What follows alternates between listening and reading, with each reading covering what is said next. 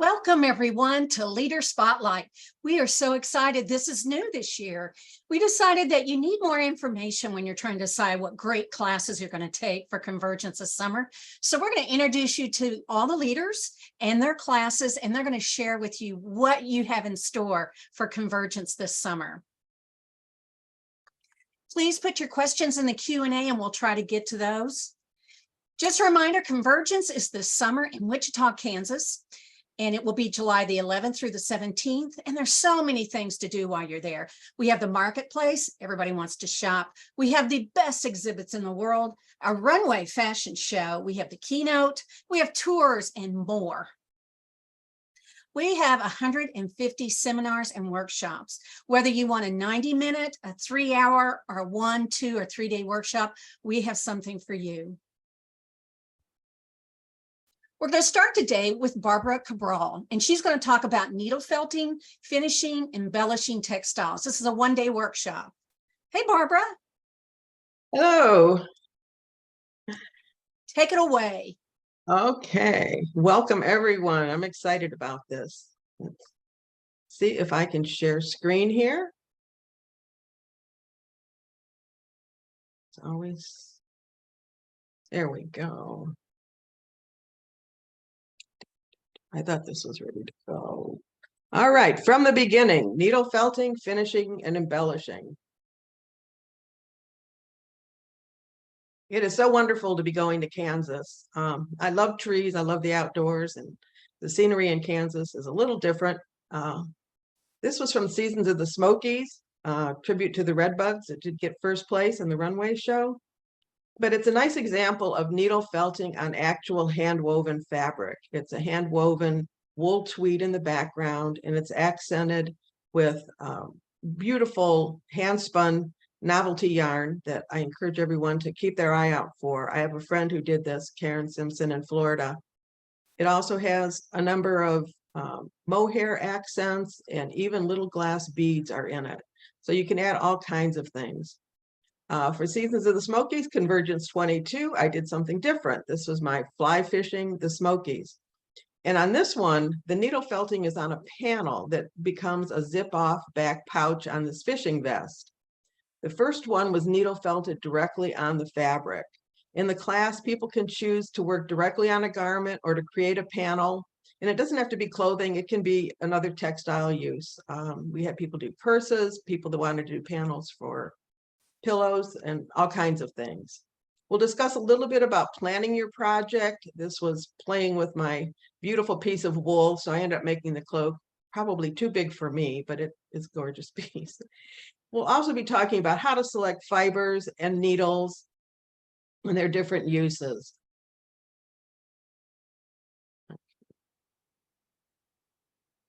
You can find your inspiration in many places. This is a coat that I knit that's mohair, and it makes a nice background for needle felting. And I came up with this dyed alpaca out of one of my dye pots. So that became the basis of my inspiration for this. It's not pictorial, it's textural. So we will be working in both areas. So if you're not an artist, don't be afraid. You can still do this. You don't have to be able to draw to come up with a nice design. You can see here where the textures are enhanced by hand spun, the novelty yarns again, which I'm kind of hooked on, and also mohair and other fibers that are embedded in with the needle felting. Primarily we use wool for needle felting because the wool itself felts. Other silks and mohairs can be tangled in with them, and we'll work on how to best adhere other novelty yarns and things that aren't basically wool. For your fabrics, you can use something that's knit. And I encourage you to look, this is like a hand knit sweater, but look for pictures if you're coming, and whether it's an inspiration for color or if you actually want to make a pictorial background. Some people have brought their pets, some people have brought pictures from Bob Ross. Here's some student work, the panels as they're finishing up, some are still in progress. And you can see on the bottom right-hand corner, the field of poppies and her inspiration photo. So she did pretty much that. Our little sailboat got changed in the sky, and got maneuvered around. But the students are all working on different projects. So it's not a project class where everyone will be making the same thing. So that kind of leads to the excitement where you can go around and you can see what other people are doing, and people bring different fibers and things that they've collected. And it's really been fun to see people getting to know each other and sharing ideas as they work on these panels. It's a really versatile technique. This is needle felting on hand woven cotton and linen on a jacket. And again, this was something that came out of my dye pot, and I thought that would look beautiful with that jacket. So it actually started off with kind of these sunsetty colors. And then in a workshop, we were playing with designing fiber bats and how to do a sunset seascape with just color and texture. And so we went on to experiment with that. So it's a lot about experimenting and learning rather than focus so much on, everybody will probably have a finished garment or panel or two. Repurposed sweaters are great for this. This black little sweater jacket I found at the Goodwill. And just by adding the needle felting to the collar, it just really dressed up this little jacket. So you can take fibers that you love and find a background for it, or you can find a sweater that you love and then look for the fibers. The one on the far right was a sweater that I hand knit for my nephew, and he felted it in the washing machine. So now it's a water bottle. The tools are pretty simple, and I'll have a variety of fibers and some novelty yarns. Not all, some novelty yarns, but if you have any novelty yarns, bring them. There's a supply list that will tell you what to bring an assortment of needles, what fabric you need, and to bring a pillow to felt on. You're better off with a bigger, like 10 by 10 felting block rather than the real little ones. But that in a nutshell is what we're going to be doing in Wichita. Thank you. So. Those images are beautiful, Barbara. It makes me excited. Maybe I could do that, which leads me to my next question. How much experience would someone need to take your class and really get something out of it? They need absolute no experience, because the first thing we do is go through a series of exercises where people learn to use different needles. We explore different types of wool and basically learn just the techniques of stabbing it and make something like the size of a coaster that they can feel comfortable with. And we also learn to do the panels and peel them off the backing. So if you're afraid to put it on your hand woven to start with, you can actually start it and kind of pre-felt it and then move it over to a garment. That's wonderful. Thank you so much. And this is a good class for those who don't want to haul a loom, right? Yes, absolutely. You can... Everything you need, you could put in your suitcase. You're going to bring things, and the supply list is online if people have questions. Yes. Thank you so much, Barbara. I appreciate you sharing with us your beautiful work, award-winning beautiful work, by the way. Thank you. Thank you. Next up is Marcia Weiss. Marcia's going to talk about demystifying Doup Leno. This is a great theme because nobody really knows what Doup Leno is. And I know you're going to help us understand that. This is a 2-day workshop. Kathy, thank you so much. I'm very happy to be here today. I'm going to share my screen. At least I hope that's what I'm about to do. All right, so hopefully you're seeing my screen. So I want to tell you how Demystifying Doup Leno came about. I was in last Convergence. I taught a seminar on Doup Leno basics. And to me, Doup Leno is all about the loom doing the work. There's so many wonderful things we can do by hand, but this is about the loom doing the work for you.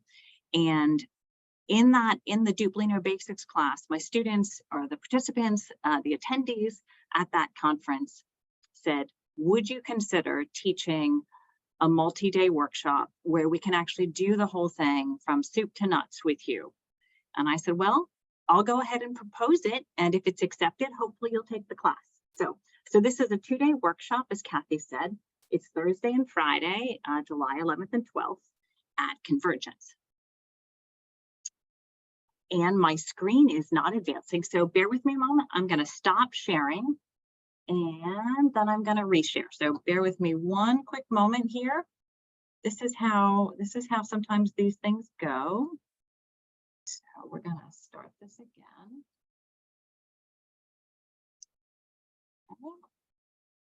Thank you for bearing with me. I'm gonna share my screen. We're gonna do the slideshow from the beginning. Okay, and now we're rolling. So in the workshop, we are going to talk about how we design Leno. So are you interested in something that's really open? So the benefit of Leno is you can make fabrics that are very open and very stable, or they can be more densely woven and have this decorative scalloping to them. So we're going to talk about how one designs Leno and what are your goals and what are the opportunities therein.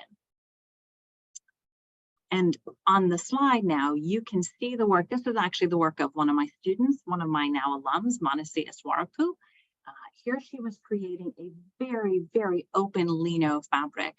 And she was using a polyvinyl chloride in the warp, which is a heat sensitive yarn. So when she hit this fabric with heat, when it came off the loom, it became a very solid filter sort of fabric, if you will. So things can be super open, or as I said earlier, really dense. A few details, and the slide on the right. So I learned how to do Doup Leno in my corporate life. I was designing window treatments, so drapery fabrics, and I worked for a very large textile manufacturer.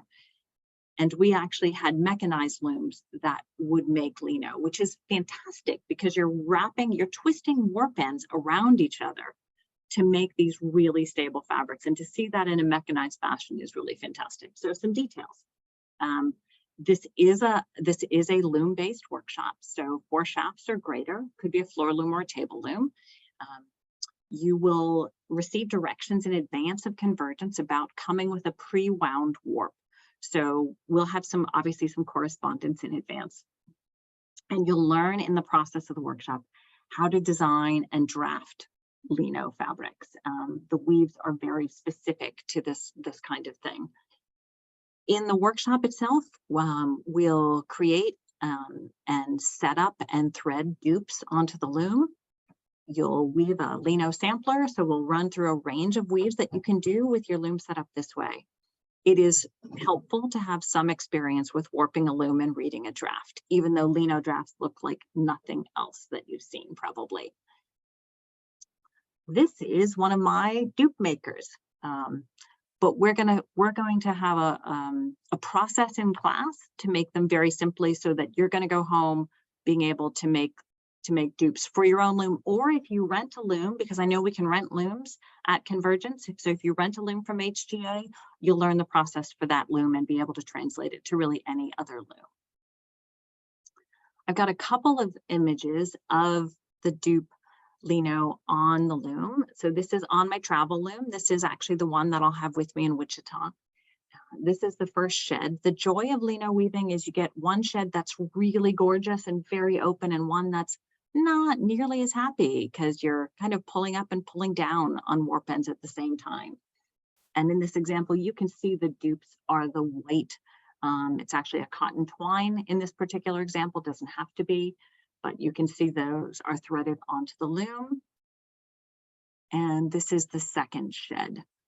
This is the less happy shed. So, but we'll work through that. We'll work through why are some sheds happy and why are some a little bit less happy, but they're worth it for these amazing textiles you can create. So one last image of a Leno fabric that can be very fine. They could be very coarse. For this workshop, we're going to work in a kind of average to slightly more coarse. We're not going to do something super fine. If you're new to Leno or just want a refresher, this is going to be a joyful 2 days. I believe in joy throughout the process. And so thank you. I hope to see you in Wichita. Thank you, Marcia. I have a couple of questions for you. Same thing that I asked Barbara. What is the skill level for someone who wants to take your class? Can a beginner weaver, like, I know how to warp my loom, but past that, or? Yeah, if you know how to warp your loom, we're good.